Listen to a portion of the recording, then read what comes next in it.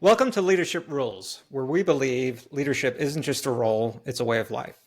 Whether you're leading a team, a community, or simply leading yourself, we're here to help you unlock the rules to lead your life with purpose and impact.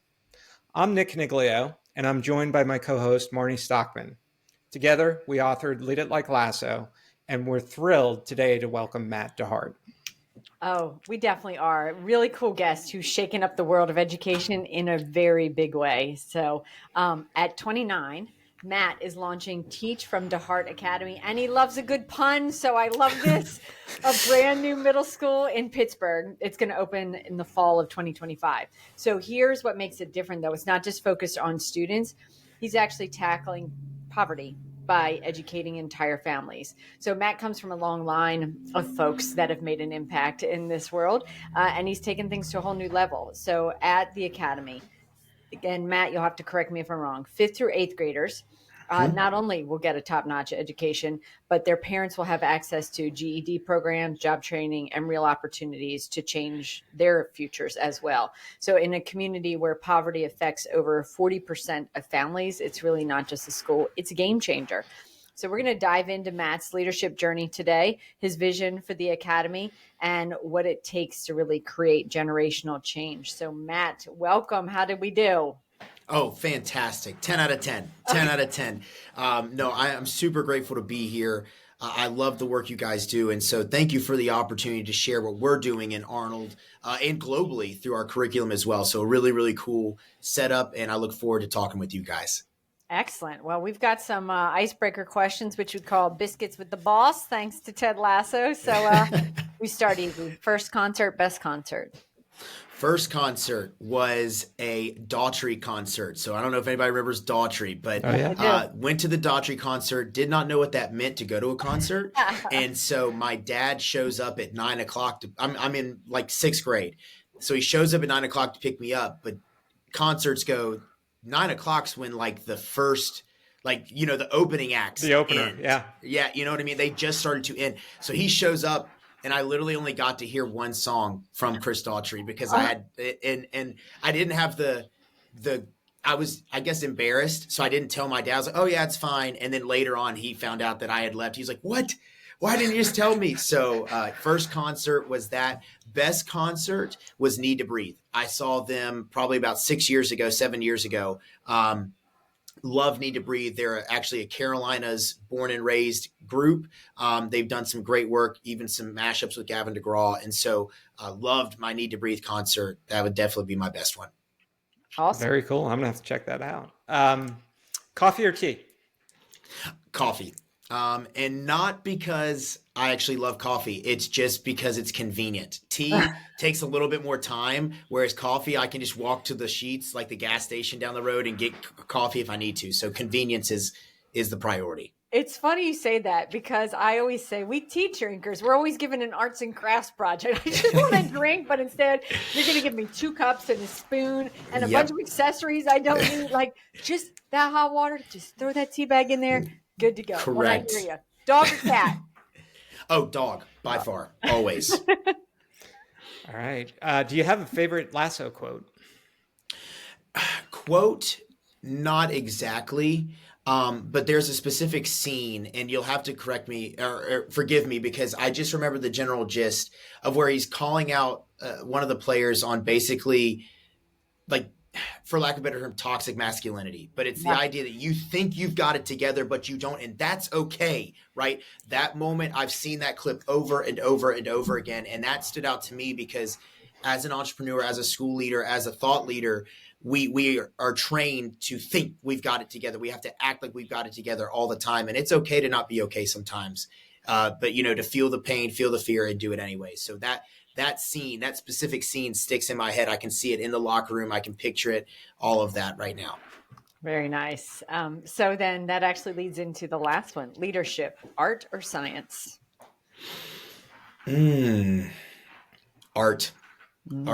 I am the older I get, the more I come to terms with the fact that I not only love the arts, but truly have found myself in a space where the arts is the best way for me to express myself. And that's honestly through acting, pushing myself out there, having a good time, comedy, like any of those things. And I'm not a world-class comedian by any means. Like, ask my wife, it is brutal. But like in that, the arts is a way to express myself. I'm definitely more open-minded than things need to be A, B, C, D. I am very much out there. Nice. Perfect. We're going to drill into that just a little bit more, I think, with some of these questions. But as we do, we have to start out with a little bit of Ted Lasso. And we're curious. I know in previous conversations you had mentioned that you're a fan of the show, and then you just talked about it again. Was there anything specific about Ted's leadership style that really spoke to you, that kind of drew you in? I think it's the emotional availability. Because as a male, and I am not someone who is against men being strong and showing strength. That's not me. I'm very much pro that stance. But I think the idea of showing strength has been contorted and construed. And when I watched the show, and when the show had actually been recommended to me, people said, I don't mean to sound arrogant when I say this, but they were like, Matt, you remind us a lot of Ted Lasso. You should watch the show. So as I watched it, it was more his emotional availability, and not in a way that was, less masculine per se. It was to say like, hey, I know you're struggling. So am I. And here's the thing. We are struggling, but it doesn't mean we have to stop, but it also doesn't mean we can't accept it. Like, we can't understand it. And so the idea of feel the fear, but do it anyways, right, is something that stuck out to me. And it's not like a specific quote, but it's really that leadership style of emotional availability and being able to say, I get it. You're struggling, and that's okay. We can keep going. It doesn't mean we have to stop everything, but let's accept the fact that we're struggling, and that will help us continue the process down the road. So I would definitely say that. I mean, it's just a really cool way that they've made that connection. Because I think when you host this conversation of leadership, especially as males, right, it's either one end of the spectrum or the other. It's either your full scale, hardcore Marine, that kind of idea, or you are so emotionally available that people are like, dude, almost like a man up, in a sense. So I think that they've done a great job of bringing the two together in a really applicable form. And that's where I would stay. What I love about that is they even give you, in the character of Roy Kent, they give you that full on alpha male at the very beginning, but over the arc of the show, Roy really starts to pick up some more emotional intelligence, just exactly like you were saying. So I think, again, we are in constant amazement of the writers of that show. And they took like American football. Like, they took the idea of this American football coach. Let's talk about American football. I played it. I was a kicker, so I like the fact that they couldn't hit me, but I could hit them. But like, I was a part of that culture, and there's really not a whole lot of room for that in American football. So you took that and then placed that overseas, different context, different area, but still the same issues, right? We're still facing the same issues. So again, I'm with you in amazement of the beauty of the writing and the way that they've tied things together in such a natural way. Yeah, brilliant is what they were, for sure. Yes. So that's Ted's leadership style. And I get being told, like, you're a lot like Ted. That's why I watched the show, because Nick told me 7, 8, 12 times that I needed to watch the show. I was so glad he did. So tell me about your leadership style. Yeah. So my leadership style really branches from what I've seen. I watched my parents, you guys mentioned coming from a string of really passionate and world-changing educators. So the running joke, I believe I told you guys this in my family, is, right, the gym is named after my grandfather, where he taught and coached. The gym's named after my mom, where she taught and coached. Dad's in multiple Hall of Fame, so I needed to buy a building and put my name on it to be accepted. Right? I've watched excellence play out every single day, and I saw that no matter what the need was, no matter what the desire of a player or a student was, my parents did everything they could to make sure other people's kids got those opportunities. And never did I feel unwanted. Never did I feel unloved. Never did I go, I wish my parents were home. I truly was a part of that process with them. And even, the times that, my bed was used for a player or somebody who needed it like that, and I slept on the couch, like that was just the expectation. right? Yeah. And so my leadership style is very much based in the let me walk with you, because my parents did that. They walked with the players, with other adults. I watched them walk through life with people over and over and over and share in transparency their struggles, their issues, even me personally. Never growing up, and don't get me wrong, I earned the times I was in trouble, right? I earned it. But my parents normally took it as a chance to walk with me and be like, this is the issue, right? No, you're not going to do this, but here's why. And so I fully believe in, if I'm going to lead you, I got to be willing to not only walk with you, but show you what I expect as well. Because if I'm sitting here saying from the top, you're expected to do A, B, and C, and then I clock out at 3, that's not going to work. And I never saw that from my parents. I always saw them being willing to do the process and then walk with people as well. I love that. I love that. And you kind of alluded to this with name on the building and the legacy that your parents and your grandparents left behind. And, and here you are, you mentioned at the top, I think in the bio, Marnie mentioned 29 years old. It's amazing. And we often think about and talk about this notion of leading with your personal legacy in mind. And again, you referenced a little bit about your family. I'd love to hear more about that, but I'd also love to hear what you think and how you lead, thinking about the legacy that your academy is ultimately going to leave behind. So that actually comes back to a question that was asked of me in an interview. So my first teaching job, funny enough, when I tell you the story, you'll see I actually low-key butchered the question or my response, but it worked out. So I'll tell you. So I got asked, final question of the interview. They said 5 words that describe your classroom. Now, when I heard that, I was like, okay. And I thought about a sentence. My friend actually had also gone into an interview at the same school. And so she told me hers were dedication, empowerment, leadership. And I was like, oh. And she goes, what? I said, I did not go that route. And she goes, well, what did you do? And I said, my 5 words were, Mr. DeHart cares about me. And at the time I was like, well, that job's out the window. Like, I was like, I screwed that one up. I mean, I went home and told my parents, and they were like, they're encouraged. No, like, that's actually a really cool answer. And I was like, well, would you have thought of that? They're like, not exactly. Like, no, we would have gone the other route, But so when you ask me that about my legacy, what the school's legacy will be, the hope is that it comes back to those 5 words, that Mr. DeHart cares about me. And so if there's anything that I want people to take from being around me, working with me, being under my tutelage, or having their children under my tutelage, is that I care more than anything that they are successful. And that's the legacy that I want. It's not, yes, it's cool to be in articles. Don't get me wrong. It's cool to be on amazing podcasts like you guys is. It's cool to have the opportunity to have that moment in the spotlight. It's definitely cool. But my hope and goal is that when people think back to the legacy, whether I die tomorrow or die in 100 years, is that I cared. And I cared and I showed it. I walked that walk. I didn't just say, oh, I care about everybody. Good luck on your own. It was, hey, I care about you. I heard the family's going through some struggles. Let's see if we can make this work. Let's see if we can have this happen. Let me try to help on this end.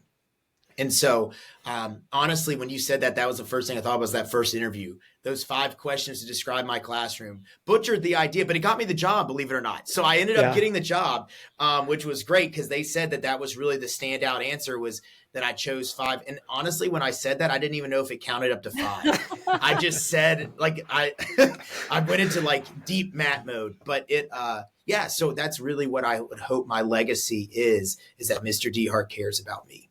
So I can remember I was a high school math teacher, but I can remember the same question, like 3 words to describe your classroom or whatever. And Nick and I often talk about how we are currently in the midst of a character revolution, which is a term that Adam Grant coined about in the world of automation. It is your human elements that will help you stand out, right? Yes. And I do believe that your response stood out because you didn't take the approach that so many others took. You really stood out with that answer. And if you could only say one thing about you, I think those 5 words sound like great. That's a great thing to say about you for sure. I appreciate it. So So how do you feel about learned leadership? Like you talked about getting it from osmosis, which is interesting. I just went and worked with some 7th and 10th graders this week and told them that I remember talking to folks who were doing a study around great educators typically come from families or mentors where there's a lot of service, whether it's fire department, police chief, a minister, a teacher, a nurse, that type of thing. So curious about how you feel about learned leadership, or does it just come from osmosis, just from, you got to live in the house to make it happen? Well, I mean, I think what you're really asking, Marnie, is if it comes from DeHart. And let me Ah, tell you. yes. So That is what I'm really asking. I'm mad. I didn't think of it. No, I mean, learned leadership, I'll tell you, is an interesting piece because that's it. It's the same idea, and I struggle with this as I'm training those that are going into the field of education, because there are pieces of leadership you can learn. 100%. And I don't mean to sound like I'm going to go 50-50, the easy answer here, but I don't know if there's a true sense of learned leadership to be a top level leader. I think you can be placed in that spot, but it doesn't mean you're a leader. I think that there are skills and abilities that you can pick up. I was having a conversation with somebody about 2 weeks ago about education, about the ways that we do things. And the person was like, "Oh, so you have a doctorate?" And I said, "No." And they were like, "Well, where did you learn all this stuff?" And I said, "It all comes from here. Like it's all just, it flows. It's natural." And they were like, "Oh, well, that stuff sounds like something you'd see in a doctoral program." I said, "Well, you might see it, but the application of it is where the change is." Right. And so learned leadership, I don't know if you can really gather the learned leadership to be the excellent leader you need to be. I think that there's some pieces that are naturally just in us. I do. I believe it's a heart thing. I think that you can learn some of those skills and build yourself into a better leader. But I think the leaders that we see in the world when you think of great leaders, I think those come from, pardon the pun, DeHart, right? It's something that's in them. It clicks. It makes sense. And whether they had the academic background to learn those styles, they're still going to be a leader.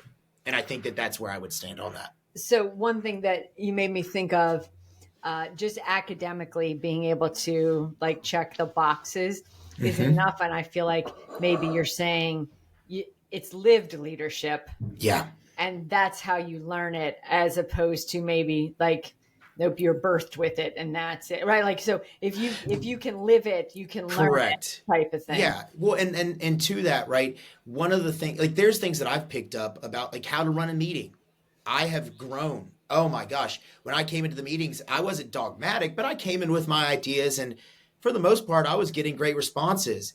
And then I read a book on leadership about how that you come in and let the other ideas go, and then you share yours at the end.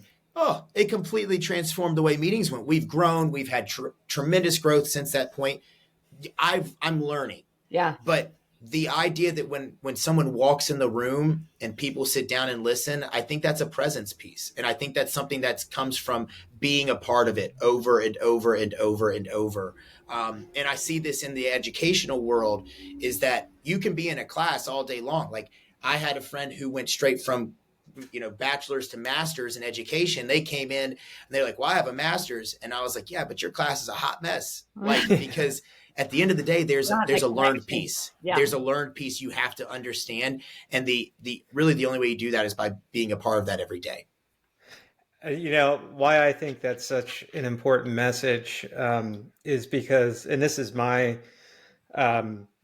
background a little bit, there's so many of us out there that are what we call accidental leaders. And what I mean by that is not that they don't have the presence to lead, but they didn't necessarily seek it out, as a matter of fact, and they've had no formalized training. So how do you hone in and refine those skills? I think we read a study where it's 60% of the leaders out there had no formal leadership training at all. Correct. Right. It's about living it, and taking it on from there. So I think all great stuff there.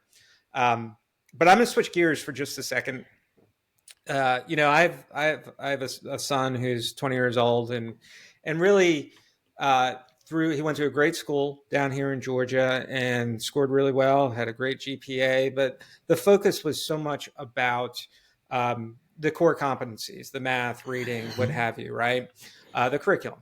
And there wasn't really a ton of focus on personal leadership or that human element, those human type skills. And I'm curious from your perspective, what you're doing right now, what you're going to do with the academy. Do you feel that either your past students or the future, the students that you will be with you in the future, do you feel like they need to know about personal leadership?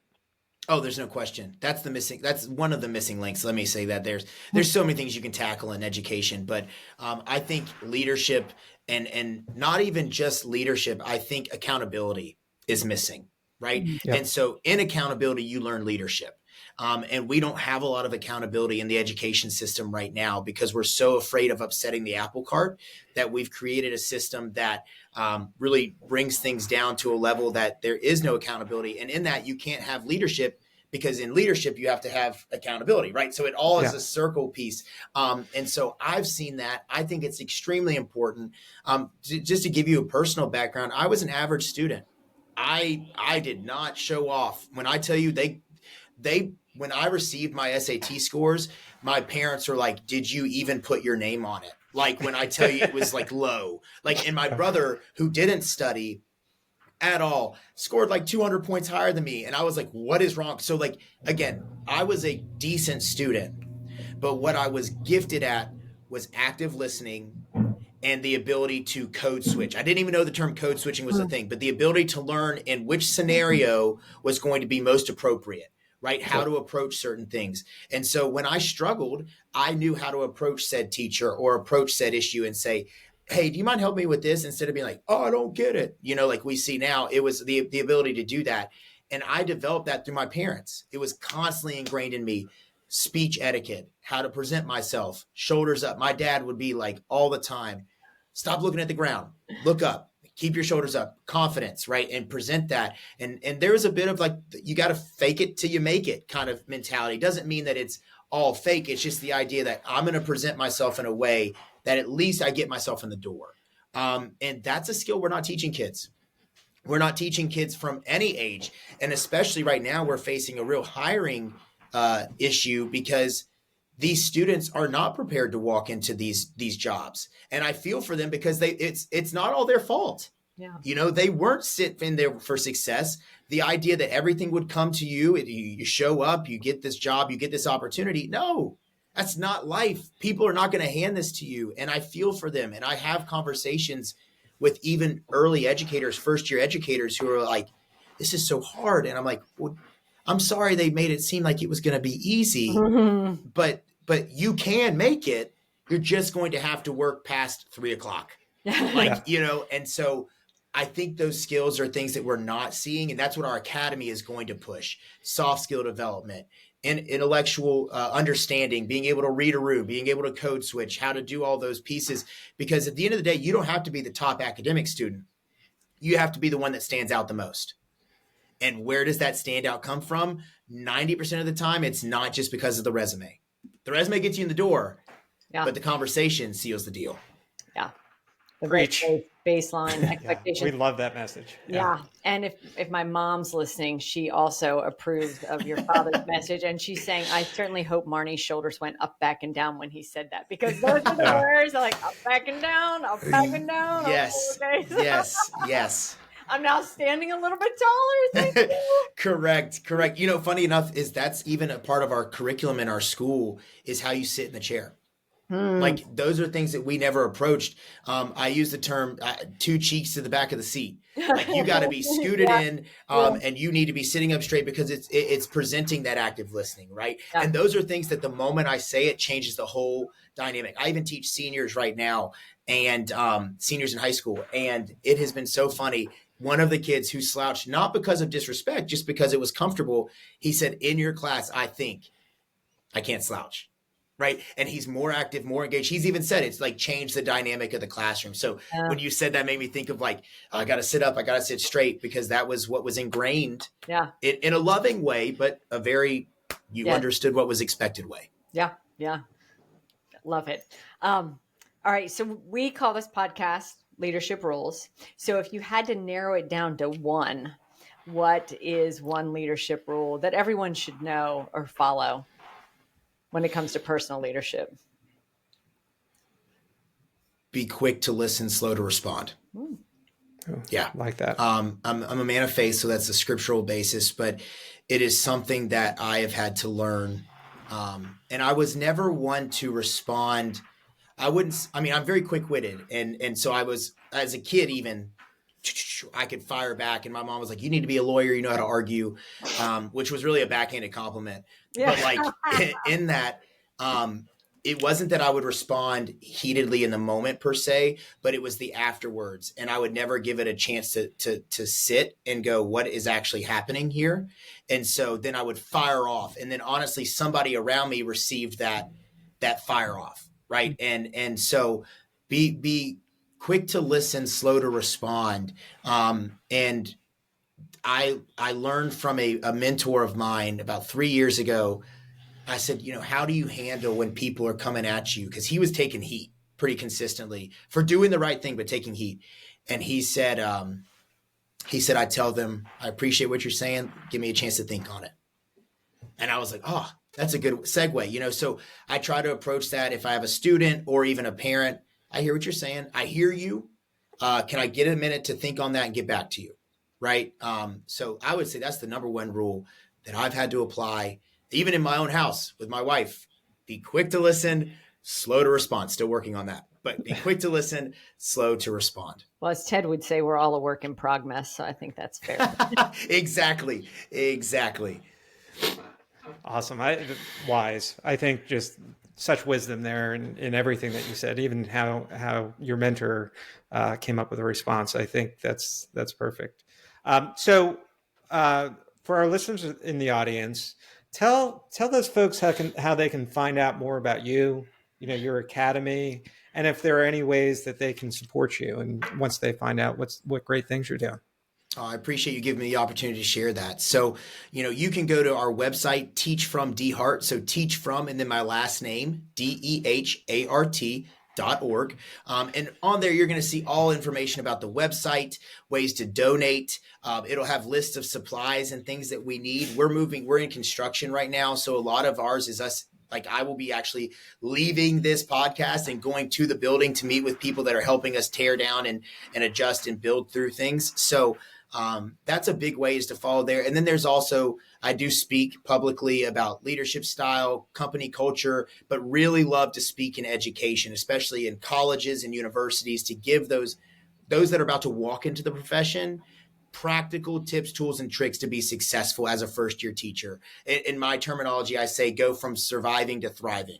And so that's what I would love to be able to share more. So there's a speaking tab on there as well.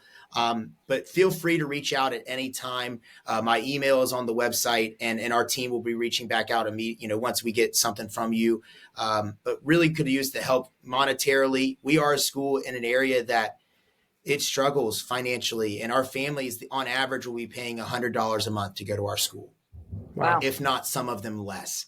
And so we have to cover the cost of that tuition, that gap of excellence, as I say. And so with that, any donations are more than welcome and very, very helpful. We are a nonprofit entity as well. So you can write that off on the tax end. So, but yeah, that's the biggest way, is go into our website, www.teachfromdehart.org.